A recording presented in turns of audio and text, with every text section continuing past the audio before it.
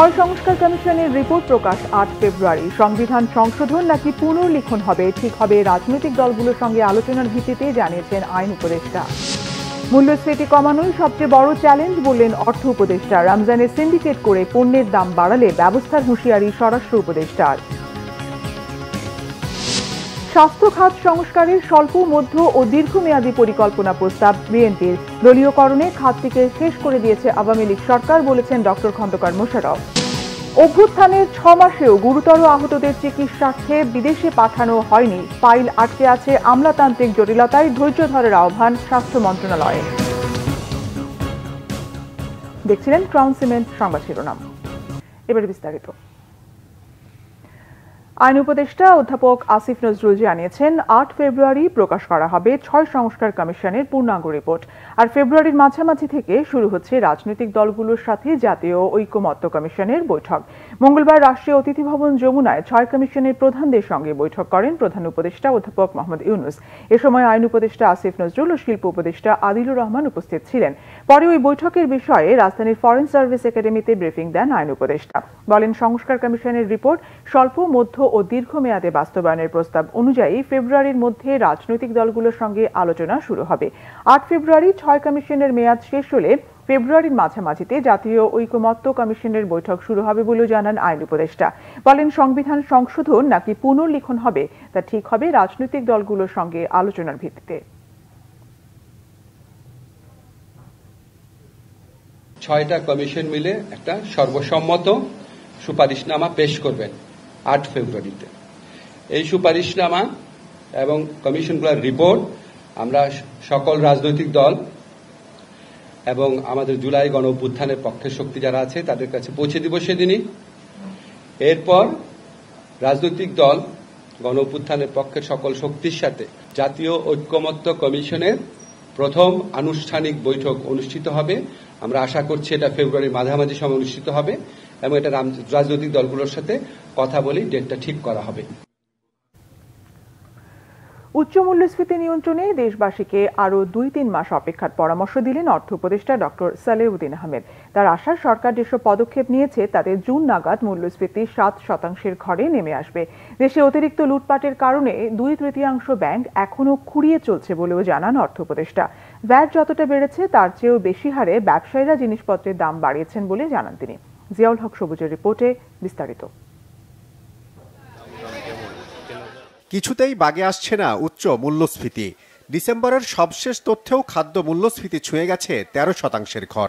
সরকার পরিবর্তনের ফলে অনেকে আশায় বুক বাঁধলেও গেল ৬ মাসেও এক অঙ্কে নামানো যায়নি খাদ্য মূল্যস্ফীতি।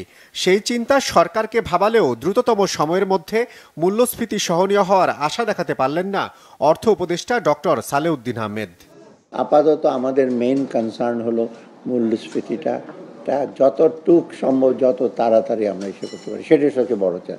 রোজার সময় কিন্তু আমরা মেজর একটা কথা হলো অ্যাকশন, সেটা কিন্তু ফলটা এপ্রিল মের দিকে যাবো। আমরা আজকে ডিসিশন নিতে, এই জন্য তো আজকে চাল, ডাল, সার এবং অত্যাবশ্যক কতগুলো জিনিসপত্র আমরা বলে দিতেছি এবং ডেইলি কিন্তু দেওয়া হচ্ছে। আমরা দেখব যে জানুয়ারি, ফেব্রুয়ারি, মার্চ, এপ্রিলে এটা যেগুলো অ্যাকশনটা নেব তখন আপনার কিছুটা হয়তো ইম্প্যাক্ট আসবে। সেটা সেন্ট্রাল ব্যাংকের থেকেও একটা ইস্যু আসছে যে আমরা হয়তো কিছুটা আমরা মডারেটিং, আমরা জুন মাসে গেলে হয়তো আমরা আইডিয়াল সিচুয়েশন যদি ৬-৭-২২ যেতে পারি, এটা বেটার হয় আমাদের। সরকারি ক্রয় সংক্রান্ত উপদেষ্টা পরিষদ কমিটির বৈঠক শেষে অর্থ উপদেষ্টা জানান, বিগত সরকারের সময়ে বাংলাদেশ থেকে বিপুল পরিমাণ অর্থ বিদেশে পাচার হয়েছে। তাই বাংলাদেশকে কোনোভাবেই শ্রীলঙ্কার অর্থনীতির সঙ্গে তুলনা করা ঠিক হবে না। অনেকে আমরা শ্রীলঙ্কার সাথে তুলনা করেন। টকশোতে আমি দেখি বহু কিছু। শ্রীলঙ্কা আর বাংলাদেশ এক না। ব্যাংকিং অবস্থা যে অবস্থা, কী করে এখন মাত্র 12টা ব্যাংক ফাংশনালি ইফেক্টিভ, আর বাকিগুলো ব্যাংকে যে 60টা ব্যাংকের মধ্যে বাকিগুলো তো খুঁড়ি করে। এরকম কোনো দেশে হয়েছে কোনোটা? 1/3 ব্যাংক কাজ করে না এবং 1/3 ব্যাংকের লোকজনের এসে যাও। শ্রীলঙ্কাটা এ লিটল বিট ইজিয়ার। আগামী মার্চে জাতীয় বাজেট সংশোধন হলে আর্থিক খাত সংস্কারে সুনির্দিষ্ট পদক্ষেপ নেওয়ার আশ্বাস দেন অর্থ উপদেষ্টা। জিয়াউল হক সবুজ, বাংলা ভিশন, ঢাকা। রমজানে সিন্ডিকেট করে পণ্যের দাম বাড়ালে ব্যবস্থা নেওয়া হবে, এমনটি জানিয়েছেন কৃষি ও স্বরাষ্ট্র উপদেষ্টা অবসরপ্রাপ্ত লেফটেন্যান্ট জেনারেল জাহাঙ্গীর আলম চৌধুরী। বিকেলে বাংলাদেশ কৃষি গবেষণা কাউন্সিল পরিদর্শন শেষে কৃষি উপদেষ্টা অবসরপ্রাপ্ত লেফটেন্যান্ট জেনারেল জাহাঙ্গীর আলম চৌধুরী জানান, রমজানের দাম স্থিতিশীল রাখতে আমদানি বাড়িয়েছে সরকার। পাশাপাশি চাঁদাবাজির মাধ্যমে যেন জিনিসের দাম না বাড়ে সেদিকেও বিশেষ নজর রাখার কথাও জানান তিনি। বলেন, আইন শৃঙ্খলা নিয়ন্ত্রণে রাখতে প্রশাসন সতর্ক অবস্থানে রয়েছে। দায়িত্ব নেওয়ার পর স্বরাষ্ট্র উপদেষ্টার আত্মীয় স্বজন বেড়ে গেছে উল্লেখ করে তিনি বলেন, অনৈতিক কিছু মেনে নেবে না সরকার। দুর্নীতি দেখলে গণমাধ্যমে প্রচারের আহ্বানও জানান তিনি। বলেন, কৃষকের সমস্যা সমাধানে খামারি অ্যাপ চালু করা হয়েছে। এর মাধ্যমে জমিতে দাঁড়িয়েই সব সমস্যার সমাধান পাবে কৃষকরা। অন্যান্য ধর্মের দাম কমায় দেয়, বাট আমাদের বিজনেসম্যানরা এরা ভাবে যে এইটাই বুঝি তাকে আয়ের মাস। কিন্তু এইটা আপনাকে বলতে হবে যে এই সময় তোমরা প্রফিট মার্জিনটা বরঞ্চ কমায়ে জনগণের পাশে দাঁড়াও।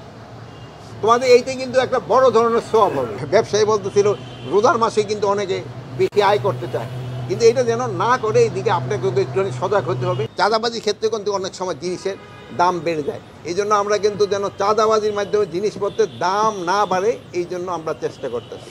যদি কোনো নিত্যপণ্যের দাম বাড়ায় সে শুধু জনগণের কাছে না, সে আল্লাহর কাছেও কিন্তু দায়ী হয়ে থাকবে, সে কিন্তু আল্লাহর কাছেও দায়ী হয়ে থাকবে।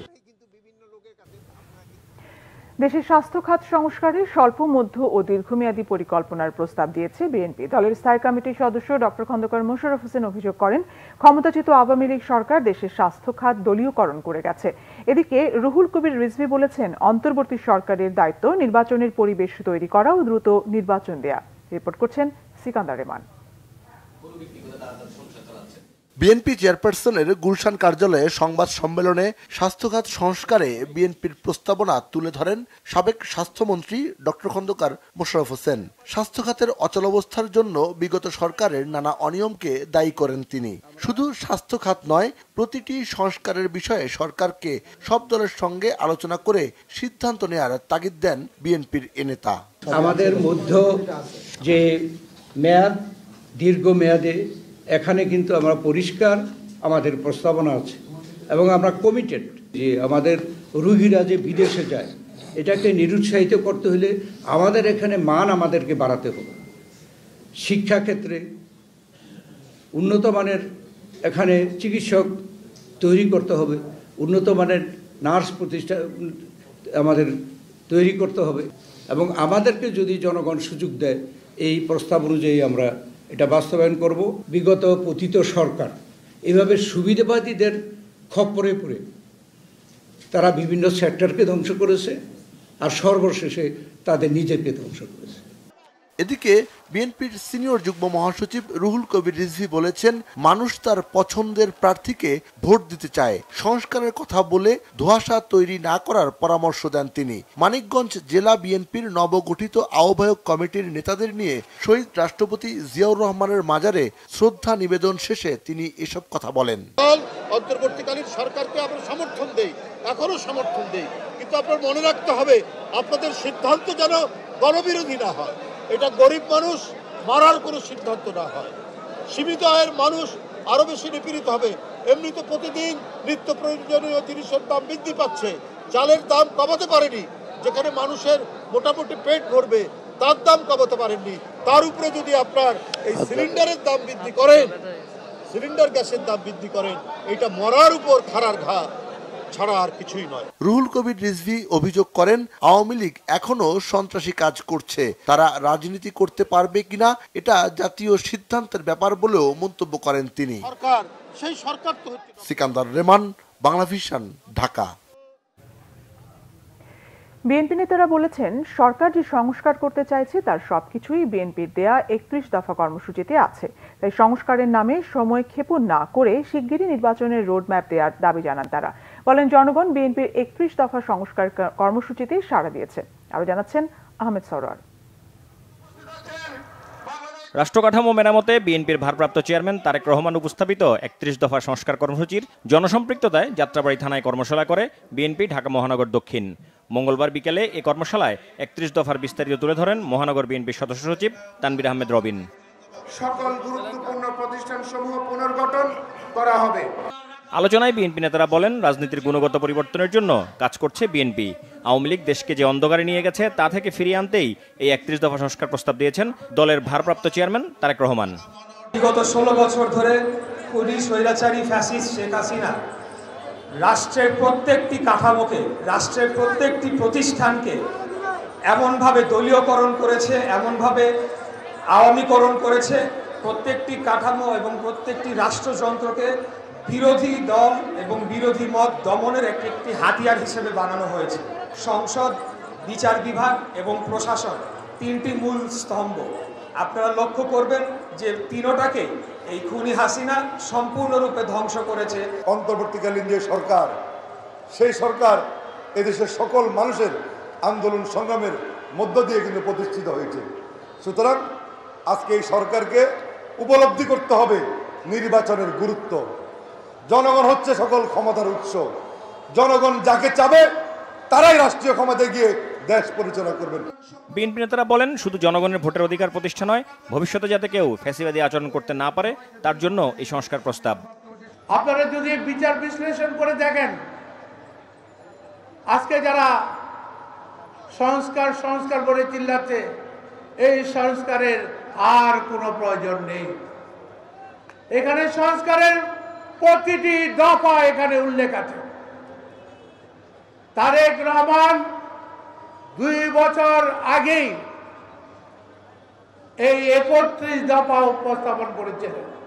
দেশকে গণতান্ত্রিক ধারায় ফিরিয়ে আনতে বিএনপি নেতাকর্মীকে ঐক্যবদ্ধ থাকার আহ্বান জানান নেতারা। আহমেদ সরওয়ার, বাংলা ভিশন, ঢাকা। বিএনপির ভারপ্রাপ্ত চেয়ারম্যান তারেক রহমান ও বেসরকারি 21 টেলিভিশনের মালিক আব্দুল সালাম ও সাংবাদিক ডক্টর কনক সরওয়ার সহ 4 জনের বিরুদ্ধে করা রাষ্ট্রদ্রোহ মামলা বাতিল করে দিয়েছে উচ্চ আদালত। মঙ্গলবার বিচারপতি A.K.M. আসাদুজ্জামান ও বিচারপতি সৈয়দ এনায়েত হোসেনের বেঞ্চ এ রায় দেন। সুপ্রিম কোর্টের হাইকোর্ট ডিভিশন রায় বলেছে, মামলার পক্ষে যথাযথ তথ্য প্রমাণ বা আইনগত ভিত্তি ছিল না। এছাড়া মামলাটি ছিল রাজনৈতিক উদ্দেশ্য প্রণোদিত। বিএনপির ভারপ্রাপ্ত চেয়ারম্যান তারেক রহমান লন্ডনে থাকাকালীন তার একটি বক্তব্য 21 টেলিভিশনে লাইভ সম্প্রচারের কারণে রাষ্ট্রদ্রোহ মামলাটি করেছিল তৎকালীন সরকার।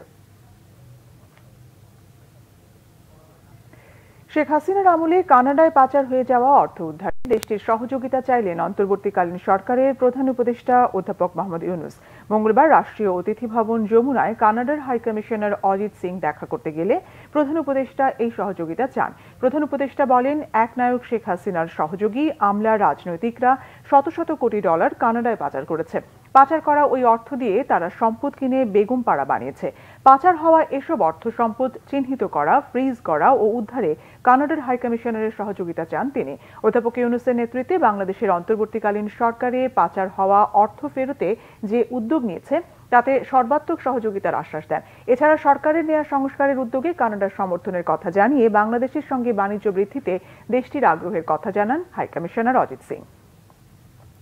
আওয়ামী লীগের গবেষণা ও তথ্য cell centre for research and information CRI এর আর্থিক অনিয়ম খতিয়ে দেখতে গিয়ে IFIC ব্যাংকে 35 কোটি 21 লাখ টাকার FDR এর সন্ধান পেয়েছে দুদক। মঙ্গলবার দুদক মহাপরিচালক আক্তার হোসেন এক ব্রিফিংয়ে এই তথ্য জানান। তিনি আরও জানান, বাংলাদেশ ব্যাংকে নিরাপত্তা ভল্টে রাখা প্রতিষ্ঠানটির সব কর্মকর্তার সেফ ডিপোজিট সাময়িক সময়ের জন্য ফ্রিজ করার অনুরোধ জানিয়ে বাংলাদেশ ব্যাংকের গভর্নরকে চিঠি দিয়েছে দুদক। সংস্থাটির মহাপরিচালক আরও জানান, কোনো ব্যক্তির বিরুদ্ধে জ্ঞাত আয় বহির্ভূত সম্পদের তথ্য পেলে শুধু বাংলাদেশ ব্যাংক নয়, অন্যান্য ব্যাংকের লকারও খোলা হবে। এদিকে পাসপোর্ট অধিদপ্তরের সাবেক পরিচালক আব্দুল্লাহ আল মামুনের বিরুদ্ধে চার্জশিট দিয়েছে দুর্নীতি দমন কমিশন। সিআরআই নামক প্রতিষ্ঠানের চেয়ারম্যান হিসাবে জনাব সজীব আহমেদ ওয়াজেদ জয়, ভাইস চেয়ারম্যান হিসাবে সাইমা ওয়াজেদ পুতুল, ট্রাস্টি হিসেবে রাদওয়ান মুজিব সিদ্দিক এবং জনাব নসরুল হামিদের নাম উল্লেখ রয়েছে। অভিযানকালে সরেজমিনে সিআরআইয়ের কার্যালয়ে উপস্থিত হয়ে কার্যালয়টি বন্ধ পাওয়া যায়। অভিযানকালে সিআরআই নামক প্রতিষ্ঠানের যে সকল ব্যাংক হিসাব চালু ছিল ওই সকল ব্যাংক হতে তথ্য সংগ্রহ করা হয়। প্রাপ্ত তথ্যাদি পর্যালোচনায় দেখা যায় IFIC ব্যাংকে সিআরআই নামক প্রতিষ্ঠানটির নামে একটি 35 কোটি 21 লক্ষ টাকার FDR রয়েছে। জুলাই অভ্যুত্থানের 6 মাস পেরিয়ে গেলেও এখনো কাঙ্ক্ষিত চিকিৎসা বঞ্চিত আহতরা। উন্নত চিকিৎসার জন্য বিদেশে নেওয়া প্রয়োজন এমন অনেকের ফাইল আটকে আছে আমলাতান্ত্রিক জটিলতায়। এদিকে গুলিবিদ্ধ শরীরে পচন ধরতে শুরু করেছে কারো কারো। স্বাস্থ্য বিষয়ক প্রধান উপদেষ্টার বিশেষ সহকারী অধ্যাপক ডাক্তার সাইদুর রহমান বলেছেন, পৃথিবীতে একসাথে এত মানুষের গুলিবিদ্ধ হওয়ার নজির নেই। সরকার আহতদের চিকিৎসায় সর্বোচ্চটুকু করে যাচ্ছে উল্লেখ করে সবাইকে ধৈর্য ধরার আহ্বান তার। মহিবুল্লাহ মহিবের রিপোর্টে বিস্তারিত। জুলাই আন্দোলনে পায়ে গুলিবিদ্ধ হয়ে ঢাকা মেডিকেলের বিছানায় কাতরাচ্ছেন মাদারীপুরের দীপঙ্কর বালা। মৃত্যুর দুয়ার থেকে ফিরে আসা দীপঙ্করের পায়ে শতাধিক বুলেট বিদ্ধ হয়। প্রচণ্ড রক্তক্ষরণে আইসিইউতে টানা 6 দিন ছিলেন তিনি। গত 27 জানুয়ারি তাকে উন্নত চিকিৎসার জন্য বিদেশে নেওয়ার সিদ্ধান্ত নেন চিকিৎসকরা। এমন গুরুতর অবস্থায় বিদেশ নিতে তার জন্য বিজনেস ক্লাসের টিকিট প্রয়োজন হলেও কাটা হয় ইকোনমি ক্লাসের। ফলে ফিরিয়ে দেয় এয়ারলাইন্স। এখন পুরো পা কেটে ফেলার আতঙ্কে দীপঙ্কর। ইনজুরির কারণে এখান থেকে পুজ বেরোয়, প্লাস এখান দিয়ে রক্ত বেরোয়, মানে যে কটা পয়েন্ট আছে প্রত্যেকটা দিয়া হয়। কিন্তু ওনারা যখন টিকিট কাটছে মন্ত্রণালয় থেকে, তারা আর কি আমার দেখে নাই বা করে নাই। তো আমি যাইতে পারবো যখন আমার সামনে একটা টুল বা এটা কিছু রাখতে পারবেন, তাহলে আমি বালিশের উপর বা কম্বলের উপর পাড়া রেখে আমি যাইতে পারবো। কিন্তু এটা কিন্তু এই এয়ারলাইন্সের রুলসে নাই। যদি একজন সমন্বয়ক বা উপদেষ্টা আইতো, তাহলে আমি তারা বলতে পারতাম যে একটু তাড়াতাড়ি করে দেন, কিন্তু তারা কেউ আসে নাই। এই জায়গায় যে সমন্বয়ককে, তাও আমি জানি না। জুলাই আন্দোলনে গুলিবিদ্ধ হয়ে একই হাসপাতালে চিকিৎসা নিচ্ছেন তানজিল ও মোবারক মিয়া। সংশ্লিষ্ট চিকিৎসকদের প্রতি সন্তুষ্টি প্রকাশ করলেও সরকারের পক্ষ থেকে কোনো খোঁজ না নেয়ার আক্ষেপ তাদের। আছে ক্ষতিপূরণ না পাওয়ার কষ্ট। গুলি গায়ে মনে করেন আজগা 6 মাস ধরে মেডিকেলে ভর্তি। জুলাই ফাউন্ডেশনে বলছে দিবে দিবে দিবে দিবে, অনেক দিবে, কবে দিবে এটা আর বলে না। একটা ছেলেকে গুলি করছিল, ওর গুলি করে ওর ঠ্যাঙ্গের হাড়িয়াটা ভেঙে একবারে ফালাই দিছে গুলি করে। মানে এটা নাই আর ওর পুরো আমার রাগ উঠে গেছে। পুরো আমার রাগ না থামতে পারি আমি একবারে ইটা মারতে মারতে একবারে ভিতরে ঢুকে গেছি। ওই থানার ভিতরে ঢুকছি মতনই আর আমাকে গুলি করে দিছে। আমি দেখেন আমার তো এই অবস্থা যে আমি তো কোনো ভালো কোনো কাজ করতে পারবো না জানার মতে। এদিকে স্বাস্থ্য মন্ত্রণালয়ের বিশেষ সহকারী অধ্যাপক ডাক্তার সাইদুর রহমান জানিয়েছেন, এত অল্প সময়ে বিপুল হতাহতের চিকিৎসা দিতে হিমশিম খাচ্ছেন দেশি বিদেশি চিকিৎসকরা। অল্প কয়েকদিনে একসাথে এত মানুষের গুলিবিদ্ধ হওয়ার ঘটনা পৃথিবীতে বিরল বলেও জানান তিনি। যাদের 2 চোখে দেখতে পাচ্ছিলেন না, তাদের মধ্যে অনেকে এখন 1 চোখ দেখতে পাচ্ছেন। যারা 1 চোখে দৃষ্টি অনেক কমে গেছিল, তাদের দৃষ্টিশক্তির উন্নতি হয়েছে। আমি এটা একেবারে অন রেকর্ড বলছি, ওনারাও সবাই জানেন যে এটা পর্যায়ক্রমে উন্নতি হচ্ছে। সো যেইটুকু চিকিৎসা এবং যাদের জেল দেওয়া আছে, রিমুভ করার পর দৃষ্টিশক্তি ইমপ্রুভ করছে প্রত্যেকে। আমরা যাদের নাকি ফিজিওথেরাপি চলছে, তাদের মুভমেন্ট আগে চেয়ে বাড়ছে। সো আমরা বলছি যে চিকিৎসা তো চলছে, এটা একটা চলমান প্রক্রিয়া। এবং এই গুরুতর আঘাত শরীরে যাদের 100 পিলেটস আছে, আপনি তার কষ্ট আসলে লাঘব করা কঠিন। এই কথাটা আমরা রিয়েলিটিটা আমরা বুঝি, কিন্তু এটা আসলে ওনাদের প্রতি অনুরোধ যে আপনারা একটু ধৈর্য ধারণ করেন। এই বিষয়গুলো চিকিৎসার সম্ভাব্য সর্বোচ্চ চেষ্টা দেশের ভিতরে করা হচ্ছে। আর দেশের বাইরে এবং ভেতরের মধ্যে আজকাল আর চিকিৎসা ক্ষেত্রে বড় ধরনের পার্থক্য থাকে নাই এই পার্টিকুলার কেসগুলো। কারণ এই কেসগুলো তো আসলে কখনো যায় না। আপনাদের খেয়াল করা দরকার যে যেই পার্টিকুলার ধরনের আঘাত, এই আঘাত পৃথিবীতে বিরল। আমি সবাইকে অনুরোধ করবো না দেখুক যে চোখে আসলে এরকম পিলেটসের উপস্থিতি পৃথিবীতে কয়বার ঘটেছে। মেডিকেল সায়েন্সে এরকম কোনো ঘটনা ঘটে নেই। সিভিল মিলিটারি মানে আপনারা খেয়াল করবেন, মানে সিভিলিয়ান যে মেডিকেল কেয়ার, এই কেয়ারের দুনিয়াতে এই ধরনের কোনো আঘাতের ঘটনা নাই। জুলাই অভ্যুত্থানে হতাহতের সহায়তায় আগামী 1 সপ্তাহের মধ্যে অধিদপ্তর করা হবে জানিয়ে সাইদুর রহমান বলেন, তখন শহীদ পরিবার এবং আহতদের জন্য কাজ করা আরো সহজ হবে। মুহিবুল্লাহ মুহিব, বাংলা ভিশন, ঢাকা। সহায়তার অর্থ সঠিক ব্যক্তির হাতে না পৌঁছানোয় সামাজিক সুরক্ষার নামে প্রায় 50% অর্থের অপচয় হচ্ছে জানিয়েছেন সমাজ কল্যাণ উপদেষ্টা শারমিনেজ মুর্শিদ। দরিদ্র মানুষকে সাহায্য করার সক্ষমতা যে বাংলাদেশের আছে, পাচার করা অর্থের পরিমাণই তা নির্দেশ করে বলে মন্তব্য করেছেন তিনি। বিশ্বব্যাংকের ভারপ্রাপ্ত কান্ট্রি ডিরেক্টর গেইল মার্টিনের মতে, শুধু অর্থ সাহায্য দিয়ে সামাজিক সুরক্ষা নিশ্চিত করা সম্ভব নয়। গোলাম ময়নুর হাসানের রিপোর্ট। দেশের সামাজিক নিরাপত্তা খাতে প্রয়োজনের তুলনায় বাজেট বরাদ্দ এক প্রকার নামমাত্রই। অপর্যাপ্ত বরাদ্দেও 9/6 বিষয়ে রয়েছে বিস্তর অভিযোগ। এমন প্রেক্ষাপটে মঙ্গলবার রাজধানীর এক হোটেলে সামাজিক নিরাপত্তা নিয়ে ওয়ার্কশপের আয়োজন করে বিশ্বব্যাংক। সংস্থাটির ভারপ্রাপ্ত কান্ট্রি ডিরেক্টর গেইল মার্টিন বলেন, শুধু অর্থ দিয়ে দরিদ্র মানুষের জীবনমান উন্নয়ন সম্ভব নয়, প্রয়োজন সুনির্দিষ্ট পরিকল্পনা। দেশ থেকে দারিদ্র্য ঘোচাতে চাইলে অতি দরিদ্রদের কেবল অর্থ সহায়তা দিলেই হবে না, একই সাথে প্রশিক্ষণ দিয়ে দক্ষ জনশক্তিতে পরিণত করতে হবে, ব্যবস্থা করতে হবে প্রয়োজনীয় মূলধনের। পরে সামাজিক নিরাপত্তা নিয়ে সাংবাদিকদের সাথে কথা বলেন সমাজ কল্যাণ উপদেষ্টা। জানান, বেশিরভাগ ক্ষেত্রে প্রকৃত মানুষের হাতে অর্থ পৌঁছাচ্ছে না। খুব খারাপ চিত্রর জায়গা থেকে যে আমার 50 ভাগ মানুষ যাদের একটা পাওয়া দরকার তারা পাচ্ছে না, তাহলে আপনি বুঝে দেখুন যে আমার বাজেট যদি 1000 কোটি হয়, আমার 500 কোটি টাকা ওয়েস্টেড। এটা তো ভয়ঙ্কর। দুঃখের সাথে আমি বলতে চাই যে দিস ইজ সিম্পলি একটা প্রহসন, এটা একটা প্রহসন। 800 টাকা দিয়ে আমি ক্ষমতায়ন করব, একটা মানুষকে নিজের পায়ে দাঁড় করাবো? দাতা সংস্থাগুলোর সহায়তা ছাড়াও দরিদ্র মানুষকে সাহায্য করার সক্ষমতা বাংলাদেশে আছে বলে দাবি করেন তিনি। রাষ্ট্রের যদি সক্ষমতা থাকে হাজার হাজার কোটি টাকা অপচয় করার এবং দেশ থেকে বাইরে নিয়ে যাওয়ার, সেই রাষ্ট্রের অনেক সক্ষমতা আছে। শুধুমাত্র যদি সেই অর্থটা ভালোভাবে, সুন্দরভাবে, সুব্যবস্থার ভেতরে কাজে লাগায়।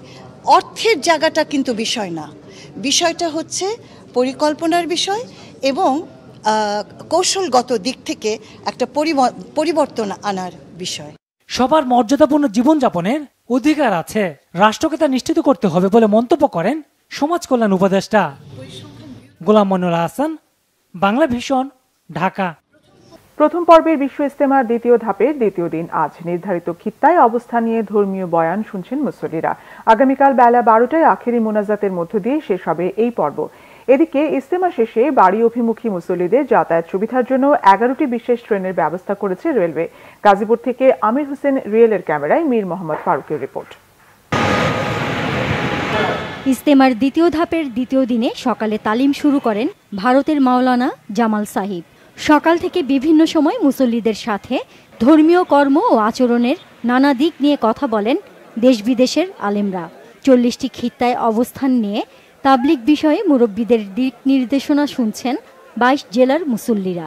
আগামীকাল আখেরি মুনাজাত শেষে দিনের দাওয়াতে বের হয়ে যাবেন মুসল্লিরা। এই দাওয়াতের কাজ শিখে আমরা পৃথিবীর এক প্রান্ত থেকে আরেক প্রান্ত পর্যন্ত, উত্তর প্রান্ত থেকে দক্ষিণ প্রান্ত পর্যন্ত পৃথিবীর আনাচে কানাচে যেন আমরা এই দিনে দাওয়াতগুলো পৌঁছে দিতে পারি, সেই উদ্দেশ্যে আমরা এখানে এসেছি। প্রত্যেকটা মসজিদে এরকম ভরে যাক, প্রত্যেকটা মসজিদে আমল আলা হয়ে যাক, 1 লাখ আলা হয়ে যাক, প্রত্যেকটা মানুষ এরকম দিনদার হয়ে যাক। সাধারণ মানুষদেরকে কালিমা শিক্ষা দিবে, কালিমা নামাজ শিক্ষা দিবে, কিভাবে দিনের উপর চলতে পারবে সেই দিক নির্দেশনা দিবে। এইটা ওলামায়ে একরাম এই ইজতেমার মাধ্যমে, এই মিলনস্থলের মাধ্যমে সারা বাংলাদেশে পরিচালিত কিভাবে, এটার জন্য আমাদের আশা। জিএমপি কমিশনার জানান, ইজতেমা উপলক্ষে নেওয়া হয়েছে কঠোর নিরাপত্তা ব্যবস্থা। মহাসড়কে বসে মোনাজাতে অংশ না নিতে আহ্বান জানিয়েছে পুলিশ। আগে যে যান চলাচল কিছুটা বন্ধ করে দিতাম, ডাইভার্ট করে দিতাম। আমরা যতটা সময় পারি যান চলাচল সচল রাখবো এবং এই যান চলাচল আমরা সারাক্ষণই, বিশেষ করে বিআরটি লাইন দিয়ে আমরা সারাক্ষণই সচল রাখার চেষ্টা করব। আমরা বিশ্বাস করছি, আশা করছি যে আমরা এই যান চলাচলটিতে বিঘ্ন ঘটবে না, আমরা যান চলাচলটি রাখতে পারবো। আমরা জনগণের কাছে একটি অনুরোধ রাখতে চাই, রাস্তার মধ্যে মোনাজাতের সময় আপনারা বসবেন না। এবারের ইজতেমা সুন্দর ও সুশৃঙ্খলভাবে পালন করতে পারায় সন্তোষ আয়োজক কমিটির। মুসল্লিদেরকে বা যে সমস্ত ভাইয়েরা এখানে ইজতেমায় দোয়ার জন্য আসবে, এনাদেরকে আমরা বলতেছি যে আগামীকাল আনুমানিক 12টার সময় দোয়া হবে এবং এখানে এনাদের পক্ষ থেকে অনেক সুন্দর আসা যাওয়ার একটা ট্রাফিকিং সুন্দর ব্যবস্থাপনা আছে। আমরা যারা এখানে আসতে চাই আমরা আসবো ইনশাল্লাহ, কোনো সমস্যা নেই। এবং 12টার পরে দোয়া শেষ হয়ে যাবে, 12টা থেকে স্টার্ট হবে, 12:30টার মধ্যে শেষ হয়ে যাবে। আখেরি মোনাজাত শেষে তাবলিগের দাওয়াতি কাজে বের হবেন দেশ বিদেশের ধর্মপ্রাণ মুসল্লিরা। আগামী 14 ফেব্রুয়ারি থেকে 16 ফেব্রুয়ারি হবে বিশ্ব ইজতেমার দ্বিতীয় পর্ব। তাতে অংশ নেবেন মাওলানা সাদ কান্ধলভির অনুসারীরা। Bangla vision news desk. কুমিল্লার যুবদল নেতা তৌহিদ ইসলামকে কেন উঠিয়ে নেওয়া হয়েছিল তার ব্যাখ্যা চেয়েছেন নাগরিক ঐক্যের সভাপতি মাহমুদুর রহমান মান্না। এ বিষয়ে প্রধান উপদেষ্টা ও স্বরাষ্ট্র উপদেষ্টার কাছে সুনির্দিষ্ট ব্যাখ্যা দাবি করেন তিনি। সকালে জাতীয় প্রেস ক্লাবের সামনে জিয়াউর রহমান সমাজ কল্যাণ পরিষদ আয়োজিত প্রতিবাদ সমাবেশে এমন দাবি করেন তিনি। এ সময় ক্ষমতা নেওয়ার 6 মাসের মধ্যে তৌহিদ হত্যার মতো বিচার বহির্ভূত হত্যাকাণ্ড সরকারের ব্যর্থতা বলে অভিযোগ করেন তিনি। এই হত্যাকাণ্ডের সাথে জড়িতদের শাস্তির দাবি জানান। দেশ ও জনগণের স্বার্থে দ্রুতই হত্যাকাণ্ডের বিচার না হলে এই ধরনের ঘটনার পুনরাবৃত্তি এড়ানো সম্ভব হবে না বলে আশঙ্কা প্রকাশ করেন।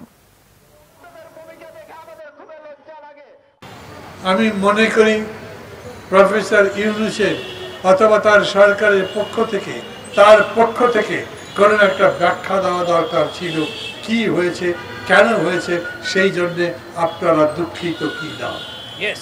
আমি দাবি করছি এই সরকারকে এই ঘটনার ব্যাখ্যা দিতে হবে। সেই ব্যাখ্যা যেন গ্রহণযোগ্য হয় সবার কাছে, তার পরিবারের কাছে, তার দলের লোকের কাছে, যারা গণতন্ত্রের জন্য লড়াই করছে তাদের কাছে এক ব্যাখ্যায় যেন বিষয়টার নিষ্পত্তি হয়।